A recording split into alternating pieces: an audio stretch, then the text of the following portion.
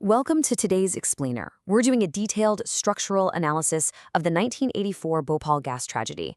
This isn't just a dark chapter in our history books. It is literally one of the most horrifying industrial disasters the world has ever witnessed.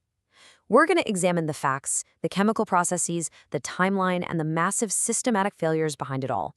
It's a deeply somber subject for sure, and we're treating it with the respect it deserves. But understanding exactly how this happened and why we are still talking about it today is absolutely crucial if we want to truly understand industrial safety. Okay, let's dive right into this. On the surface, what you've got is a massive chemical leak right in the heart of India. But the sheer scale of the devastation, it sparked a debate that is literally still going on decades later. Was this just a tragic, unforeseen accident? Or was it, as a lot of experts and victims argue, a massive industrial crime born out of severe system negligence? Our goal today is to objectively map out exactly what occurred, so you can weigh the evidence for yourself. To really grasp the weight of this historic disaster, we have to go back to December 2nd and 3rd, 1984. And our starting point is right inside the Union Carbide factory. This facility was owned by Union Carbide India Limited, or UCIL for short. Now, if you looked at the stated purpose of this plant, it was completely standard. Actually, it was vital for the local economy. It was designed to manufacture agricultural pesticides, chemicals meant for farming, intended to protect crops and boost agricultural output. So on paper, it's an everyday, highly beneficial industrial operation set up right inside the city of Bhopal. So the crucial point is what they were actually storing inside the seemingly normal factory to make those pesticides. They were storing a chemical called MIC, or methyl isocyanate. And MIC is, without exaggeration, extremely dangerous. It's highly toxic. Human biology just cannot withstand it. If this gas gets released into the air and you inhale it, it instantly and severely damages your lungs. It's completely lethal, and they had it sitting right next to a really densely populated area. That brings us to the night everything changed. Approaching midnight on December 2nd. Just try to picture it. It's a peaceful winter evening. Families in Bhopal are comfortable at home, people are sleeping.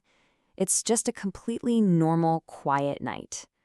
But inside the factory, a major technical problem starts escalating, and it is escalating fast. The normalcy of that quiet evening is about to be completely shattered in literally the most abrupt and brutal way you could imagine. And this brilliantly illustrates the sheer mechanical failure of it all, step by step. First, according to numerous reports, water somehow found its way into the MIC storage tank. And water reacting with MIC is a deadly, deadly combination. Second, this unintended chemical reaction caused an immediate, massive spike in both pressure and temperature inside the tank. The chemicals were boiling. The whole situation just spiraled totally out of control. Third, the safety systems, the things that are literally installed to act as fail-safes, they completely collapsed. Evidence showed that critical safety units were either shut down entirely or just suffering from really weak maintenance. And finally, step 4. The tank pressure breaches its limits, and a massive amount of this highly poisonous gas is vented directly into the open atmosphere right over a sleeping city. The immediate aftermath was sheer, terrifying chaos. People living nearby woke up to this strange, really pungent smell in the air.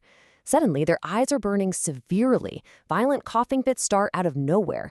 I mean, imagine waking up, suffocating in your own bed, having absolutely no idea what's happening or why.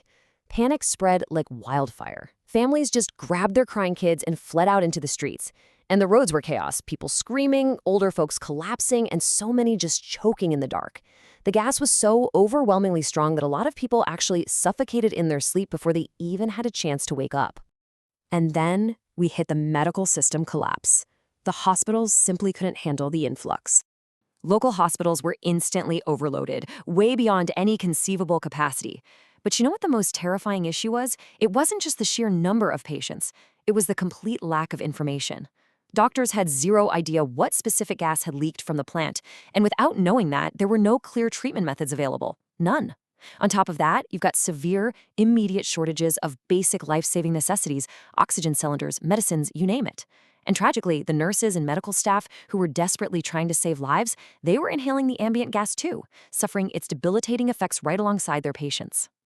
When reflecting on the sheer horror of that night, many doctors used this exact chilling phrase: fighting a war without knowing the enemy. They were literally watching thousands of people slip away, completely helpless to stop it, all because they were kept in the dark about the chemical they were dealing with. Which leads us to the lasting impact, the decades of suffering that followed the initial leak. Now, official numbers and estimates definitely vary, but the undeniable reality is that thousands of people perished on that single night alone. But for the people who survived that immediate exposure, their lives were permanently damaged. The tragedy absolutely did not end when the sun came up. The toxic legacy of that gas cloud lingered and effectively destroyed entire generations who just had to figure out how to live with the irreversible aftermath. When you look at the true lingering volume of the devastation, it is staggering. Even decades later, survivors are dealing with severe breathing problems and permanent lung damage. We're talking about eye blindness, chronic skin diseases, and severely weakened immune systems across the entire affected population. And honestly, perhaps most heartbreaking of all, children were born years later with severe health complications. Entire families were destroyed, whole generations suffering from just one single release of toxic gas. So we have to ask the big question. Was this an accident, or was it corporate negligence?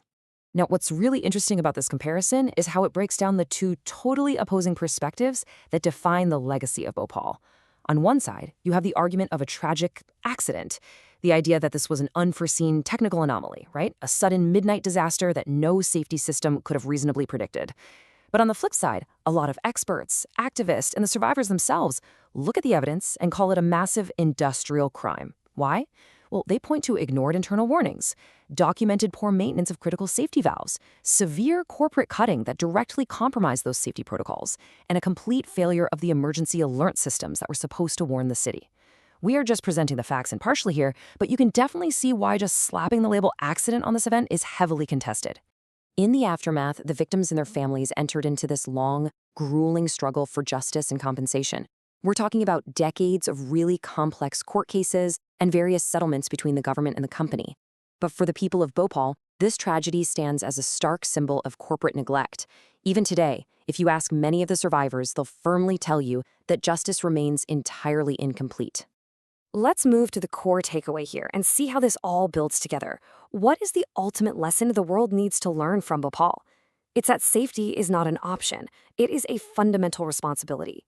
Sure, factory profits and industry are important, but human lives are infinitely more valuable. When safety gets compromised just to save some money or cut corners, the result isn't just a dent in the financials. It's mass death. Bhopal stands as history's most severe warning to humanity about why industrial safety literally has to come first. And we're going to leave you today with this really haunting question. It's one that the survivors of Bhopal are still asking the world decades later. Was the value of our lives less than just one company's profit?